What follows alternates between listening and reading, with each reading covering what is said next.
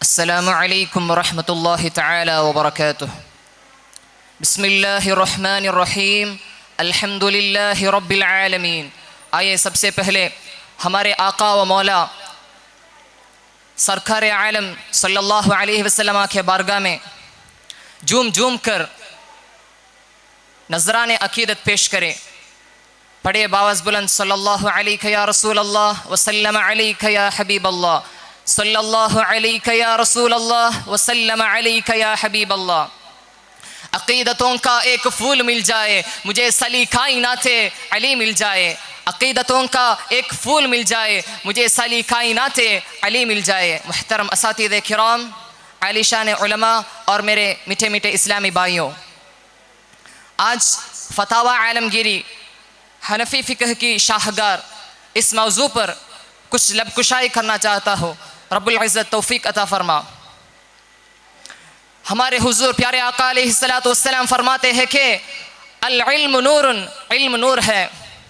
हमारे हिंदुस्तान के तारीख़ को हम उठाकर देखते हैं तो हमें एक चीज़ को देखने को मिलता है कि जब से इस्लाम आया है तब से ही इस्लाम वो इल्म के नूर से इस जहान में फैला हुआ अंधेरों का जुल्मत को छाटा है। इस्लाम ही ने लोगों को खाने का तरीका सिखाया, जीने का तरीका सिखाया और गुफ्तगू करने का सिखाया। जब इस्लाम अरब से निकलकर फैलते फैलते हिंदुस्तान में आ गया तो इस्लाम में भी इल्म की नूर से रोशनी अता कर इधर इल्म की रोशनी फैल गया, जिससे जो लोग दरख्त के सामने अपने सर झुकाते थे, सूरज के सामने और पानी के सामने अपने सिर झुकाते थे, इल्म और इस्लाम ने खुदा ताला के सामने सर झुकाने का एक तरीका सिखा दिया। हमारे हिंदुस्तान में फ़िक़ह के हवाले से फतावा आलमगीरी और फतावा रज़विया, ये दोनों किताबें बहुत मशहूर हैं। फतावा आलमगीरी को हज़रत औरंगज़ेब आलमगीरी ने लिखा है। जब वो बादशाह थे इस किताब का तसनीफ़ हुआ था। फतावा आलमगीरी जब बादशाह आलमगीरी के वक्त तक हमारे हिंदुस्तान में इस्लाम में कोई ऐसा फ़िक़ह की तसनीफ़ नहीं हुआ था जिससे आम लोग भी अपने मसले को किताबों को देकर हल कर सकते थे। मगर बादशाह औरंगज़ेब ने एक ऐसा किताब मुरतब करने के लिए, एक ऐसा किताब मुस्तरद करने के लिए जिससे आम लोगों भी उसको देखकर अपने मसले को हल कर सकते हैं। इसीलिए औरंगज़ेब ने मुल्क से 500 तक उलमाओं को अपने दरबार में जमा किया और उनमें से एक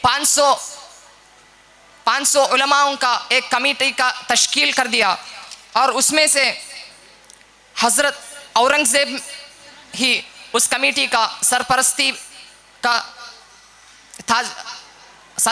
का ताज आलमगीरी के सर पर ही सजाया गया, क्योंकि वो ज़माने के बड़े आलिम थे और हाफिज़े कुरान भी थे। इसीलिए हम इस किताब को देखेंगे तो ये हैरान की बात है कि इस किताब को बनाने के लिए उस ज़माने में 2 लाख का खर्च हुआ और 8 साल तक इस किताब का तसनीफ़ चलता रहा।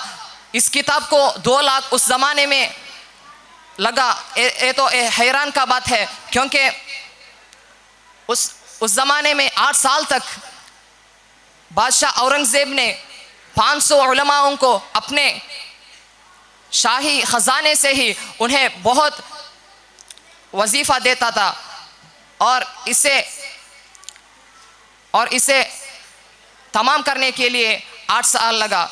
इस किताब को अरबी ज़ुबान में लिखा गया था और इस किताब से आज भी लोग फ़ायदा उठाते हैं। जब हम इस किताब को मुताला करते हैं तो हमें एक चीज़ देखने को मिलता है कि आज जो फ़िक़्ह हनफ़ी के जो अक़ीदत है वही अक़ीदत मौलाना औरंगज़ेब का वही अक़ीदत है। इतना कहकर मैं अपनी तकरीर को ख़त्म करता हूँ। व आखिर दावाना अनिल हम्दुलिल्लाहि रब्बिल आलमीन। अस्सलामु अलैकुम व रहमतुल्लाहि तआला व बरकातुहू।